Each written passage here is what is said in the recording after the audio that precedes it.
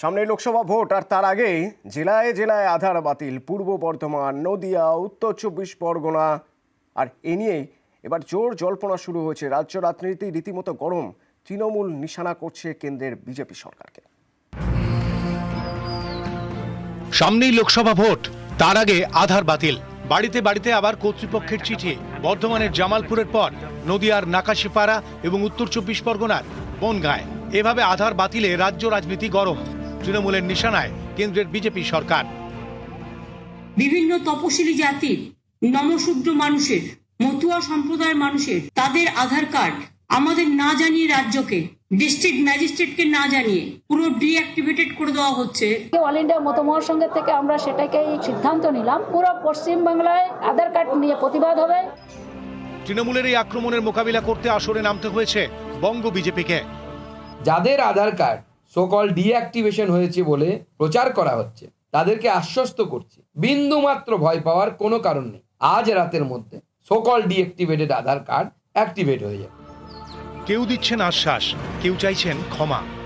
আমি প্রথমেই ক্ষমা চেয়ে নেব, কেননা যে সমস্ত মানুষদের যারা ওপার বাংলা থেকে এসছেন, যাদের আধার কার্ড ডিঅ্যাক্টিভ হয়ে গেছে, মমতা বন্দ্যোপাধ্যায় এবং পশ্চিমবঙ্গ সরকার, তৃণমূল কংগ্রেস চড়া সুরে প্রতিবাদ করার পর তখন তারা পিছু হটতে বাধ্য হচ্ছেন।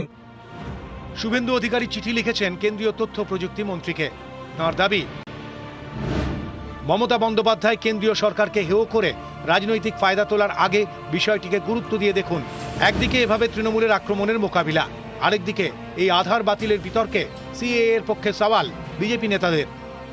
বাঙালি হিন্দুরা বিশ্বের যে কোনো জায়গায় ধর্মীয় কারণে যদি উৎপীড়নের শিকার হয়, তাদের আশ্রয়স্থল হচ্ছে পশ্চিমবঙ্গ। সিএএ এই উদ্বাস্তু সমস্যা সমাধানের জন্য দরকার, এবং সিএএ খুব তাড়াতাড়ি চালু হবে। আপনাদের নাগরিকত্ব দেওয়ার দায়িত্ব ভারতীয় জনতা পার্টি। 2019 সালে সংসদে নাগরিকত্ব সংশোধনী আইন অর্থাৎ সিএএ পাস হয়।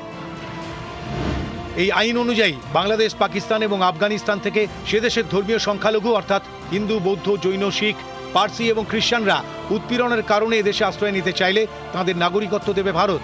তৃণমূলের দাবি, আধার বাতিল করে ঘুরপথে সিএএ এনআরসি চালু করতে চাইছে গেরুয়া শিবির।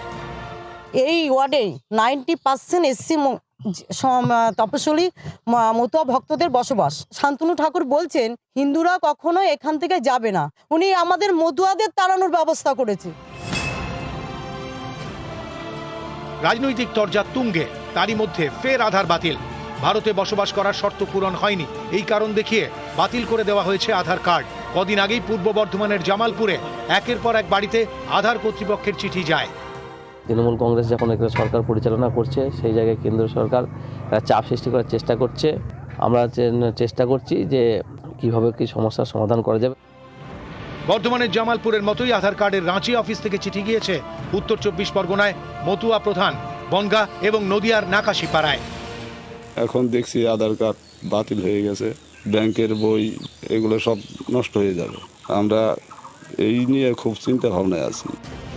জেলায় জেলায় আধার বাতিল, এর জেরে কারো যাতে সরকারি পরিষেবা পেতে অসুবিধা না হয় তা নিশ্চিত করতে চাইছে রাজ্য সরকার। এ নিয়ে এদিন জেলা শাসকদের সঙ্গে ভার্চুয়াল বৈঠক করেন মুখ্য সচিব। এদিকে আধার বাতিল নিয়ে বঙ্গ বিজেপির অন্দরে দুরকম সুর।